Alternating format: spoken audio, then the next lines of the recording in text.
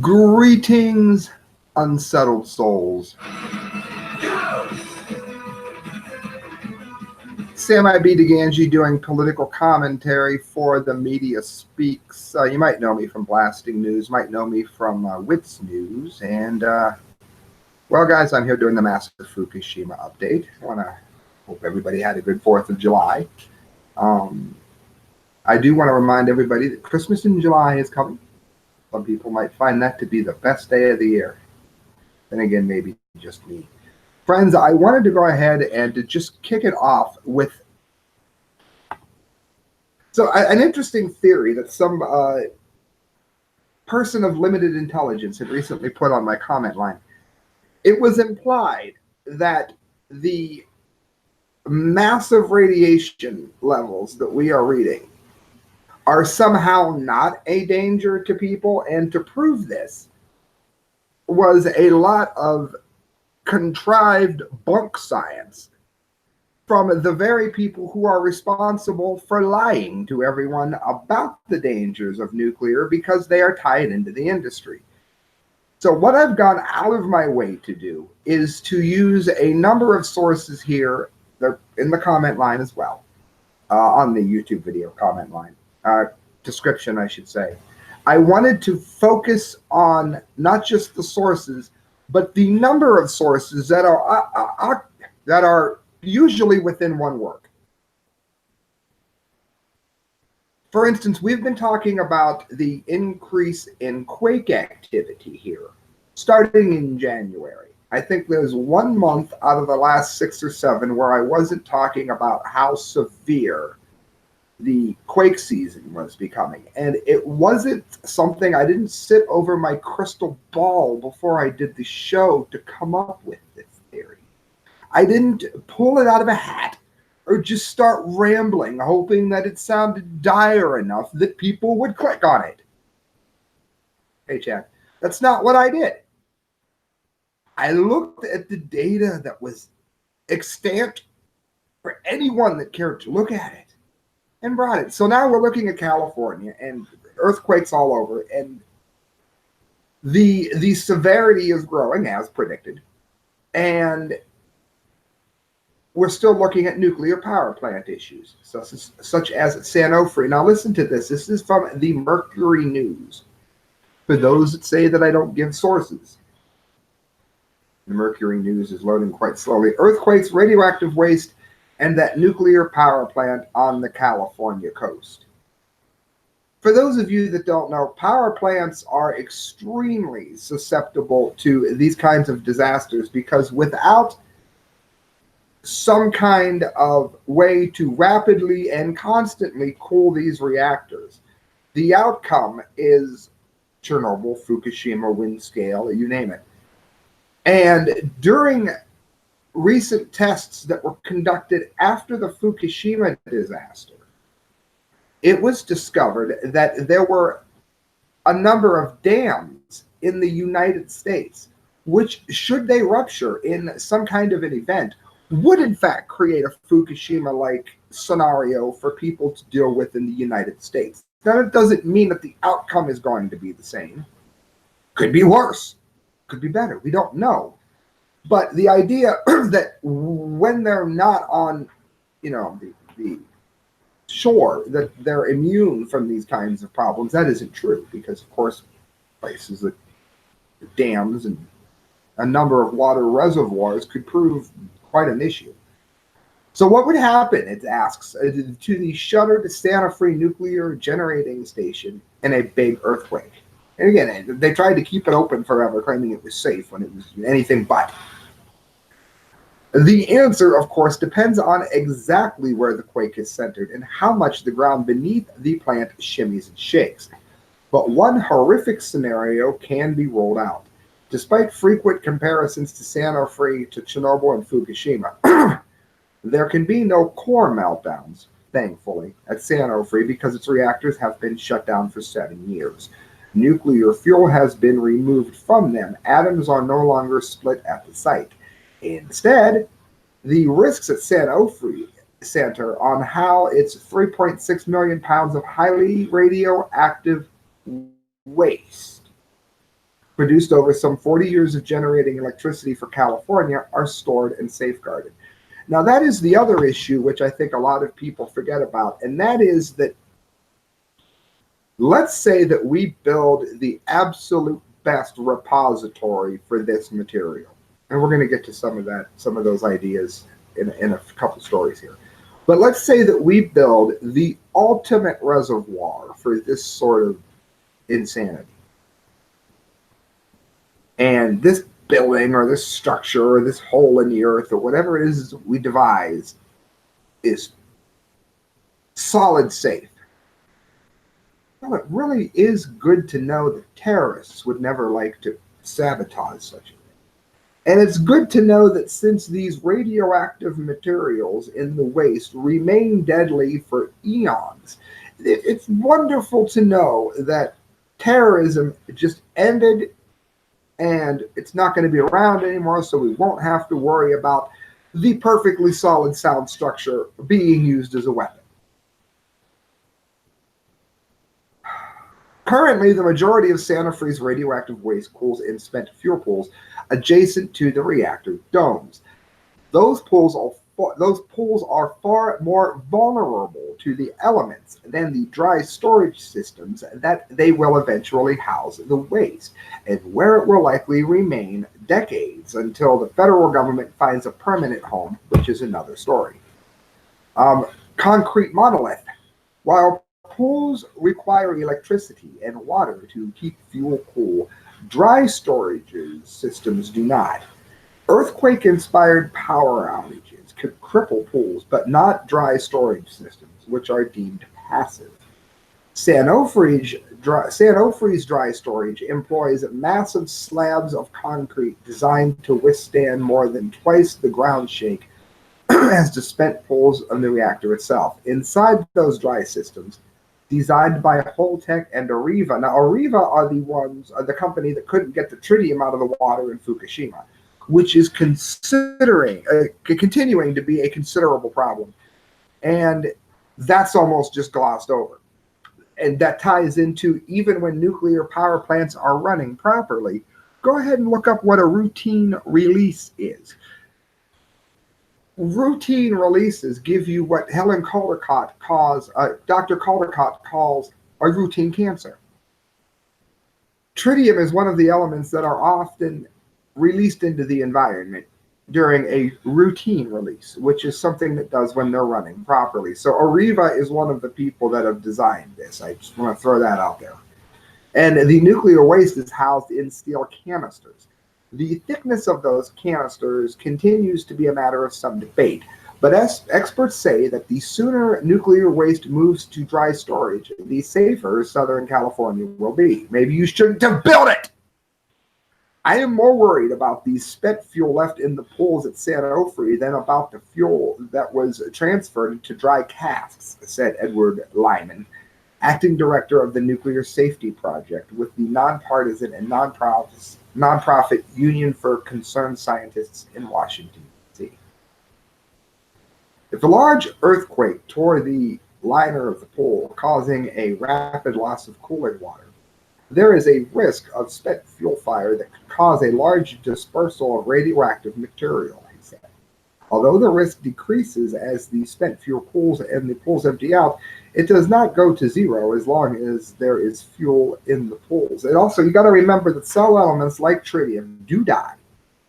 And other ones like uranium, for all intents and purposes, do not. Their half-life is millions, billions of years. So technically, I guess it does end at some time, but you know what I mean. The last fuel assemblies were removed from San Onofre reactors in 2012 and have been cooling in the pools for about 7 years in Southern California, Edison spokesman John Dawkins has said.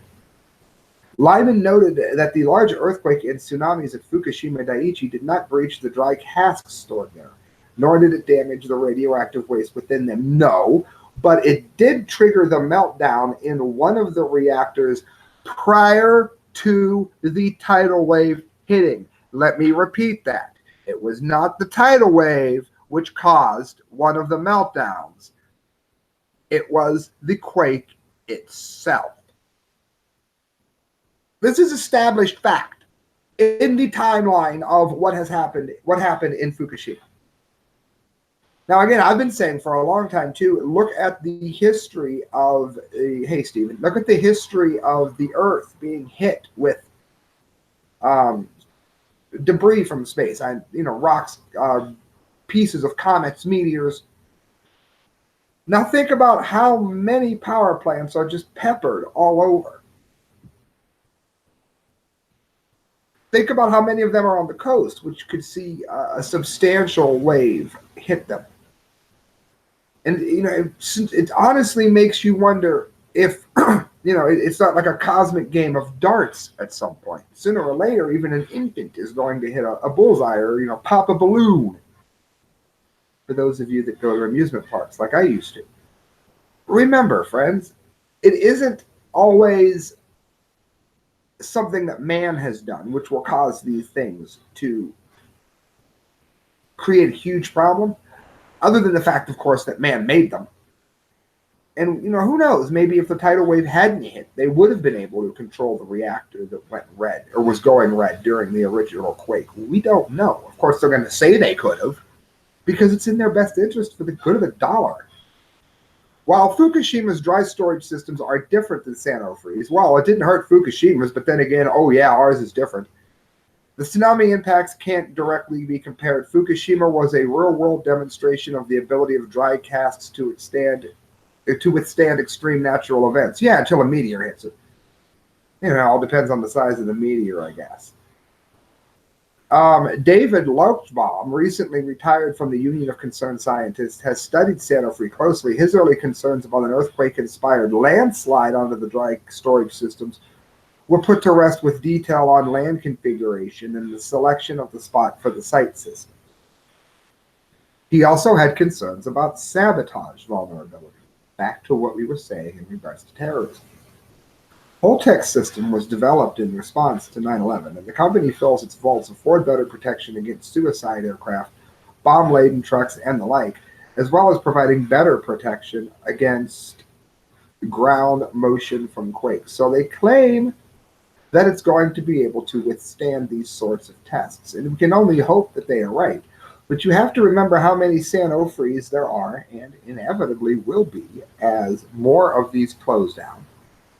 And let's also take a moment to think about what's going to happen 50, 80, 90 years down the line with the ones that are foolishly under construction now. And I've said for a long time that the Occupy movement were a bunch of leftist crybabies. If they actually had some cojones, they would find where the nuclear power stations were being constructed, and they would occupy that and refuse to let them break ground under any circumstance. But they didn't. Instead, they tried to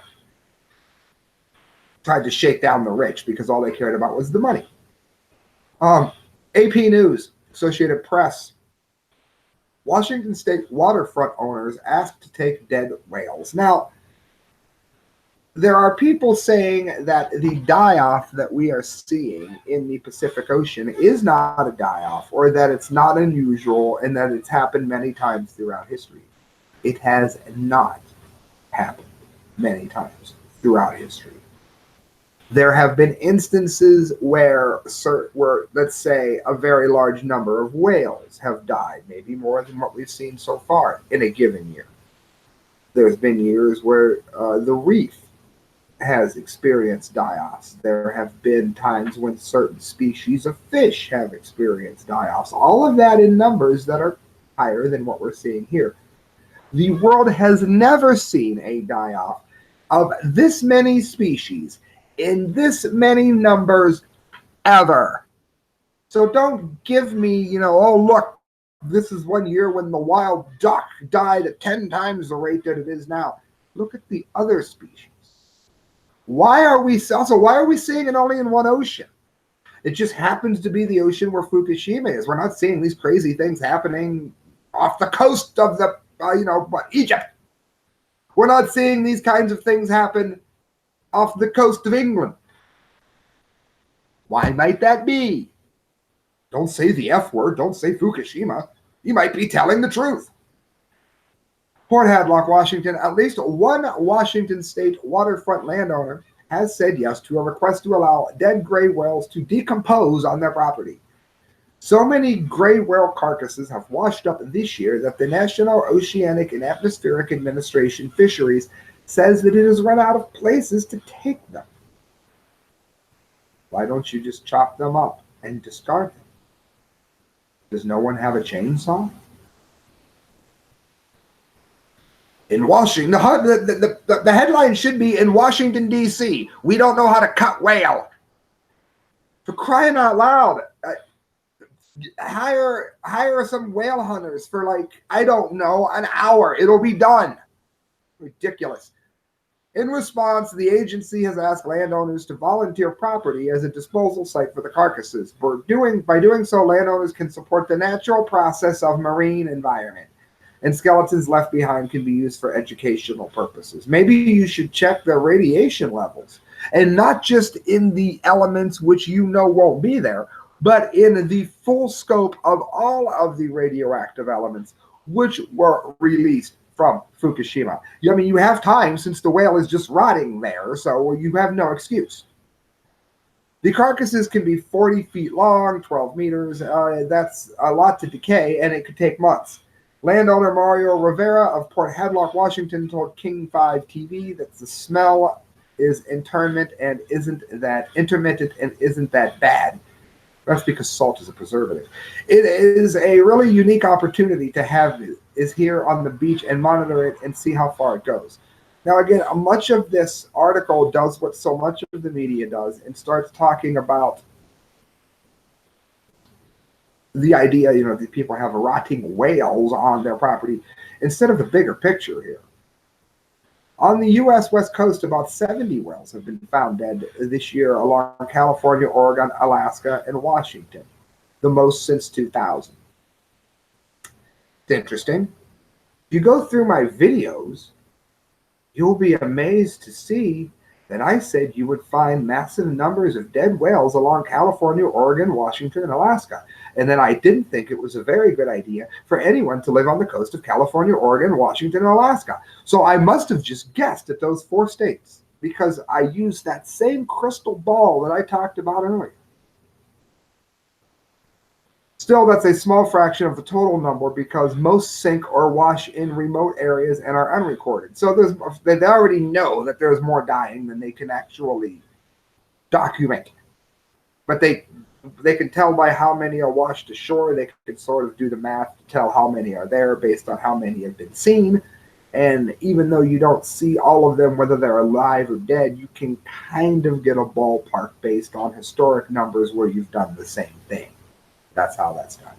NOAA Fisheries late last month declared the die-off an unusual mortality event and provided additional resources to respond to the deaths. So even though the system at large is still not wanting to say the F word, Fukushima, they are admitting now that something is wrong. And what I mean by that is just a couple of years ago, NOAA was saying that there was going to be no die-off. Now they're saying this is an unusual mortality event. Yeah, it is strange. We don't know why. Couldn't be Fukushima. Massive amounts of radiation washing into the ocean. Why is it massive when you can produce all kind of charts and graphs that say that it's not massive?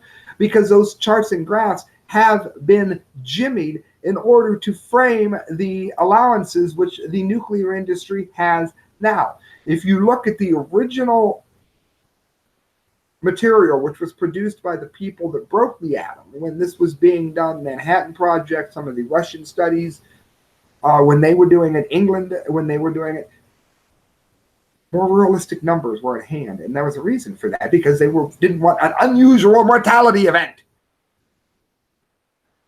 With the unusual mortality event of these gray whales, we know more whales will be coming in. And there is a high likelihood that more whales will die within Puget Sound and out on the coast, said Port Townsend Marine Science Center Citizen Science Coordinator Betsy Carlson. Officials say the gray whale population remains strong at 27,000. So maybe we should, not panic. I'm sure they'll all just randomly become immune to radiation. It'll be great. Lime is being used to help break down the whale carcasses on the beach near where Riviera and Warg live. Warwag. The lime appears to be working. It's decomposing nicely, I think, said Riviera. All right, friends. This is a short one. NPR.org. It was a number of things that the Supreme Court were doing, and one of the most important decisions that have come out of them have to do with radiation. So I'm going to skip straight to that one here. Uranium ban upheld again with an ideological mix. The court upheld Virginia's ban on uranium mining. In a 6-3 vote, the justices said that the state law was not superseded by the Federal Atomic Energy Act. Writing for the court's majority, Gorsuch said the Atomic Energy Act gives the federal government the authority to regulate nuclear safety, but not the authority to regulate mining itself. Fellow conservatives Thomas and Kavanaugh joined Gorsuch's opinion in full, but liberal Justices Ginsburg poisoned for the country. Ginsburg, Sotomayor, and Kagan agreed only with the bottom line. They refused to sign on to Gorsuch's broad language about matters that they said sweep well beyond the confines of this case. In other words, if we happen to agree that the federal government doesn't have the right to force you to do something, then we side with you. But if we happen to think the federal government should be able to ram something down your throat that we don't want, then we want to be able to do that. That's the typical way that liberals work. Dissenting were Roberts, Breyer, and Alito. And again, that is from NPR. Supreme Court justices split along unexpected lines in 3 cases. The hiding place. All right, now this, I'm not going to do the whole story because I know about half the people that are listening to this are way into all things that have to do with Fukushima, the aftermath, and nuclear truths, as opposed to the opinions which people give. This is a must-read for those people. psmag.com, The Hiding Place, inside the world's first long-term storage facility for highly radioactive nuclear waste. You need to read that article. It's an excerpt from Robert McFarlane's new book, Underland. And again, if you've ever read I think Swan Song might be one of the best fictional books on something like this. This is factual. And I just want to say basically what the art, and there's a YouTube documentary about this too, and it's very cryptic. It's very moody and dark. They're in Finland are digging what amounts to an extremely deep tunnel, and then reinforcing it with rock and burying it and planting trees again, in the hope that nuclear waste can be stored there permanently without ever being touched. Some people have said that this would be a solution which would solve anything but the most extreme of meteor strikes. Again, could a meteor strike do it? How big is the meteor? Meteor of a big enough chunk of whatever could kill off every living thing in the world if it's big enough, so who knows? But unless that were to happen, this is something that, according to science, has the best chance of working now that we have foolishly done the unthinkable by even creating these monstrosities. One of the problems, though, is how to warn future generations to stay away from it. Let's say 1,000 years from now, they want to go exploring there. They find it somehow under the trees. Maybe it shows up on some kind of technology they have as something strange beneath the ground. This could happen if they're looking for oil or looking for minerals, gold, silver, platinum. If they have some reason to look into the earth in this area, then they would find this huge graveyard of nuclear waste. And thousands of years from now, we don't know how to communicate with them in a way that would tell them to not enter this area. not to disturb what is here. Think about the dire warnings which were written on Egyptian burial sites, for example, but yet people still went in. They still disturbed what they weren't supposed to disturb. How do you warn somebody that this is a matter of life and death when the language that we speak may not be understood? When nothing that we say or convey in images now can be understood to mean this will kill you, your world, the people that touch it, stay away. How do we tell them? That's become one of the really big problems that they're finding with it. But it's in Finland, deep in the bedrock of Olkiluoto Island in southwest Finland, of which I'm sure I'm just destroying the poor name. A tomb is under construction. The tomb is intended to outlast not only the people who designed it, but also the species that designed it. It is intended to maintain its integrity without future maintenance of any kind for 100,000 years, a work to endure a future ice age. 100,000 years ago, 3 major river systems flowed across the Sahara, now a desert. 100,000 years ago, anatomically modern humans were beginning their journey out of Africa. The oldest pyramid is only around 4,600 years old, and the oldest surviving church building is fewer than 2,000 years old. This Finnish tomb has some of the most secure containment protocols ever devised, more secure than the crypts of the pharaohs, more secure than the Supermax prison, any. It is hoped that what is placed within this tomb will never leave it by any means of any agency other than the geological. The tomb is an experiment in post-human architecture, and its name is Onkalo, which in Finnish means cave or hiding place. What is to be hidden in Onkalo is high-level nuclear waste, perhaps the darkest matter that humans have ever made. For as long as we have been producing nuclear waste, we have been failing to decide how to dispose of it. Uranium was created in a supernova explosions around 66 billion years ago, and is part of the space dust of which the planet is formed. It is as common in the Earth's crust as tin or tungsten, and it is dispersed within the rocks of which we live. Now, a lot of people say, well, that proves that nuclear is safe. There is a process that is given to uranium once it is mined, which makes it far more deadly. Slowly, expensively, miraculously, injuriously, we have learned how to convert uranium into power and into force. We know how to make electricity from uranium, and we know how to make death from it, but we still do not know how to best dispose of it when the work is done.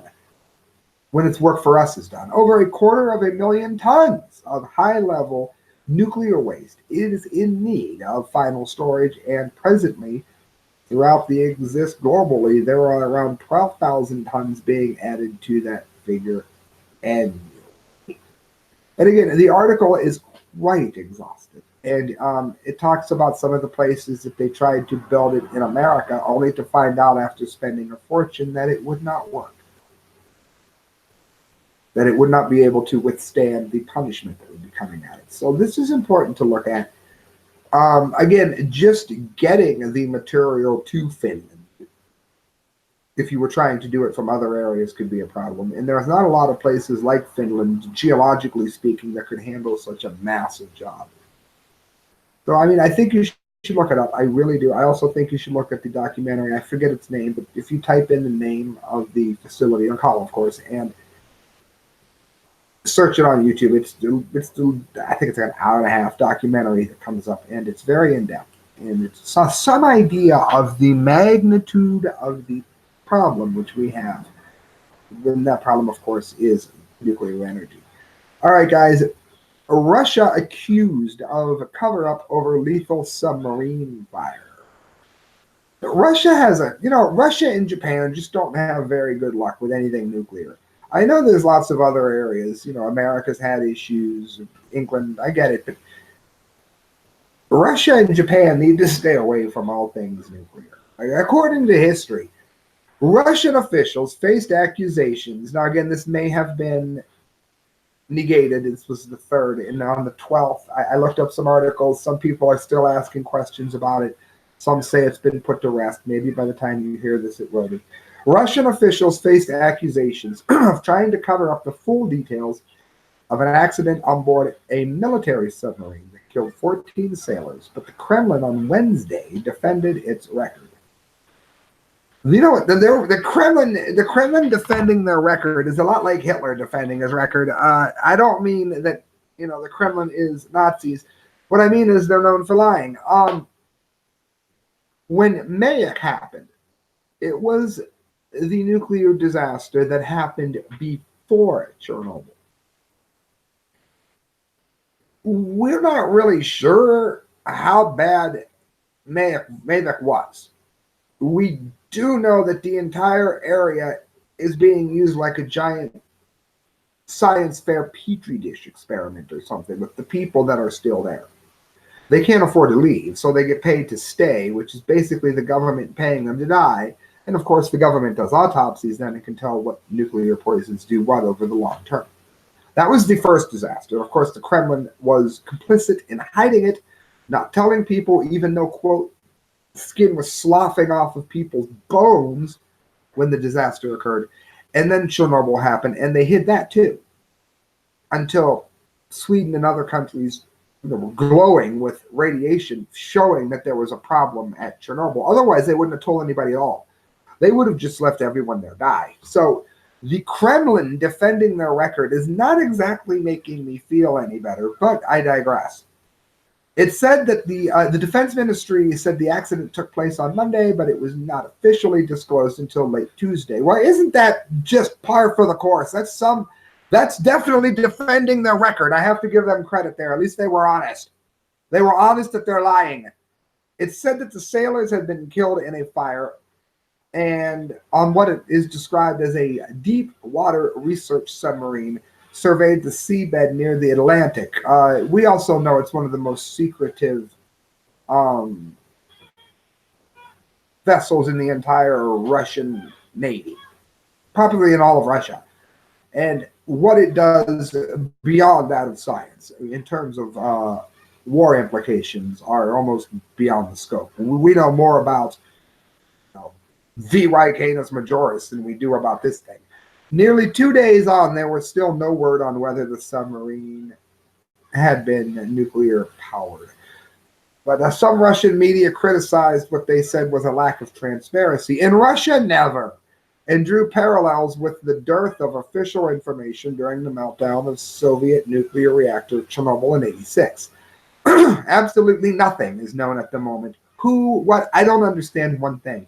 Why did a day go by and only then did they make the statement about the deceased, said Yevgeny Buntman, an anchor, for the Ebko Moschevy radio station. Well, one of them is they didn't want to have international help being offered because they don't want international help tinkering with their precious little vessel. And the best way to save face by not looking like you don't care about the people that are trapped and refusing the help is to simply not tell anybody for a day, which prevents them offering to help. So even though maybe outside workers help from another country, maybe U.S. technology, maybe British technology, maybe something could have helped the sailors and gotten them up from the seafloor, it would be better for them in the government's eyes, perhaps, if they just died, than it is to bring other nations in to get a look at this super secret ship. So that's one reason it's done. Why don't we know their names? Is this normal? The Russian media outlet RBC cited an unnamed military source as saying the submarine was an AS-12, which is powered by a nuclear reactor and is designed to carry out specific operations at extreme depths. The vessel, nicknamed Loshyark, it's named after a cartoon of, I think it's a giraffe or a horse made out of balloons. It's a cartoon in Russia, and it looks like it. like it's made out of balloons, that's how it got the name, was launched in 2003 and is one of the most secret submarines in the Russian fleet. No abnormal radiation, so we don't know if it's nuclear powered, but it doesn't look like it's blasting out a ton of radiation on the ocean floor, at least that we can tell. Asked on Wednesday if the vessel had a nuclear reactor on board, Kremlin spokesman Dmitry Peskov referred the question to the defense ministry. Look, it's not that hard. Yes or no? He knows the answer to the damn question. It's not like they sent him up there without knowing if it was powered by nuclear technology or not. Ghetto, it's ridiculous. He also defending the history of the Kremlin. There's a stellar job happening right here. He also told reporters that details of the submarine were classified, but that information has been provided in good time. Oh yeah, great time. People dying on the ocean floor. You sure are expedient. Russian state-owned media, including television network channels, have reported the fire and the deaths, but have avoided any criticism of the government's handling of the incident. Yeah, I know. They make it a nuclear poison cheeseburger. That's a real common way of executing people you don't like in Russia. The state-owned media, I'm sorry, but The Bell, a news site often critical of the government, wrote, nearly a day without information about an accident in a nuclear facility and the need to look out for Norwegian statements on the level of radiation should have given a shudder to those who remember the Chernobyl power station. So I bet you guys better not leave a drink unattended. It might be glowing green when you come back. That's interesting. And they're smart enough to look to Norway to find signs of radiation because they can't trust their government to tell them. They know this after Mayak and Chernobyl. Norway's Radiation and Nuclear Safety Authority, the DSA, it's the way the acronym works in their language, said on Wednesday it had not detected any abnormal radiation in the area and that its measures tallied with public information provided by Moscow. So far, we're all right. The head of Greenpeace Norway, Frode Flem, urged authorities in Moscow to be fully transparent, good luck with that, in order to safeguard the interests both of Russia and neighboring countries like Norway. Of course, it talks about in August of 2000 when a nuclear-powered ship called the Kursk sank to the floor of the Barents Sea, killed all 118 people, and that was an instance where they were offered help, and there were other countries that could have saved those men, and they did not do it in time. Matter of historical fact, don't question me on it. All right, friends, and that brings us to, oh, I hear something. You hear it too. The Dumpty of the Day. Now, for those of you that don't know, every month we have the Dunce Cap of the Month Award. In the Dunce Cap of the Month Award, I go through countless stories of true idiots, and I bring you all of their silliness. You are an idiot. And I bring you all their silliness, all of their insanity, and I find the stupidest story of the month, and I mail them a Dunce Cap. I do have to get the one from last month in the mail. The holiday has everything behind, but it will be done. With that in mind, friends, of course, we do the Dumpty of the Day. And that is the stupidest story that I found for the topic that I did for any given show. And since I'm only doing 2 shows, that would be Fukushima related. And if you want to donate, don't forget you can do so at thecorrectviews@hotmail.com through PayPal. As you can see, this takes a lot of work. I'm not going to lie, it does. It takes a lot of time to put together. So please be kind enough to donate at thecorrectviews@hotmail.com through PayPal. I put the money towards a better show. Friends, The Verge, hackers made Iran's nuclear computers blast AC/DC. Now, Iran is winning the Dunce Cap of the Month here because not only are they they are fighting, I should say, for the right to build a nuclear power plant on a fault line, an active fault line that leading scientists say is assured to have an 8 to 9 level seismic event in that area during the lifetime of the plant, which is the same thing we heard at Fukushima from literally the same scientific people. Not only is Iran trying to do that, which even if they were an honest country, even if they were not chanting death to Israel and death to America, even if they weren't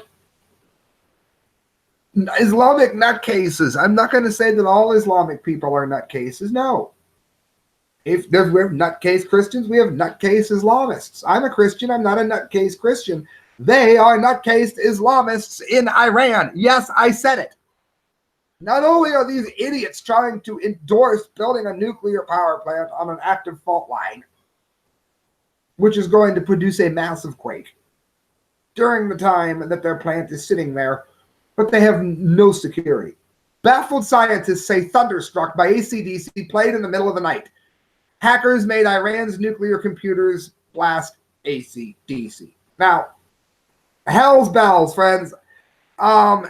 Somebody got that joke.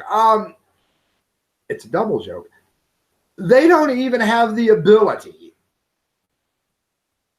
to stop evil Western music from playing through what is supposed to be a very secure facility in the middle of the night. Oh, but all wants us to build a nuclear power plant. Between 2009 and 2010, Iran's nuclear program was the target of a devastating cyber attack. A virus reportedly developed by the American and Israeli governments and known as Stuxnet took control of centrifuge controls in facilities across the country, causing thousands of machines to break. But apparently the hackers weren't content with just crippling the country's nuclear efforts. They want to show their control in another way. To do that, they reportedly hijacked the facility's workstation and used them to play AC/DC. Those dirty deeds were not done dirt cheap. And they played it loud. It should be loudly. Good writing, Verge. Speaking at the Black Hat Security Conference, Finnish computer expert Mikko Hyötinen recalled an email he received from an Iranian scientist at the time of the Stuxnet attacks. VentureBeat quotes from the correspondence. There was some music playing randomly on several of the workstations during the middle of the night with the volume maxed out. I believe it was the American band AC/DC, Thunderstruck. It was very, very strange and happened very quickly. The attackers also managed to gain root access to the machine, and they entered from and removed all the logs. Now, let us think for a minute where Iran is. I mean, culturally, their enemies, if they hack into this system, are going to do a lot more than just play AC/DC at a high volume. After all, rock and roll ain't noise pollution. All right, I'm done. I won't do it again. I promise. I promise. I could. Don't tempt me. But they're going to melt it down if they can. They're going to hurt things. There's already rumors that the Stuxnet virus led to the Fukushima disaster. But, I mean, what were you doing? Putting your jump drive into the you're not supposed to put anything that has access to the internet or has ever been on the internet into the system that runs a nuclear reactor. So if someone did that on accident, they should be fired on the spot. If it was done on purpose, how is it that wasn't seen? So, I mean, there's ambiguity there. And we may never know if it was done or how it was done because they don't want it repeated. Even if they fixed it there, of course, you'd have the problem elsewhere if you released how it was done. But these things are not meant to be on the internet. Of course, Thunderstruck is a song from the 1990 album Razor's Edge, not a suffix to the Australian band's name, as the scientist can be forgiven for getting it wrong. He thought the band was AC/DC Thunderstruck. Under the country's censorship laws, only Iranian folk, classic, or pop music is acceptable. That's hilarious. Although, they should have picked something like COD, which stands for Call on the Devil. And again, AC/DC is not a satanic band, but they have written about things which would definitely be much more offensive than Thunderstruck. But anyway, under the country's censorship laws, I read that, I'm sorry. Since the Stuxnet attack, President Obama has reportedly warned against using cyber weapons to target other countries for fear that their source code could be reproposed and turned back on the United States. Well, maybe you shouldn't have created it then. As yet, the president hasn't commented on the dangers of deploying ACDC. All right, friends, do me a favor. Make sure you donate at the correctviews@hotmail.com. Hello, Renata. Thank you for listening, everyone. And hey, good night. God bless.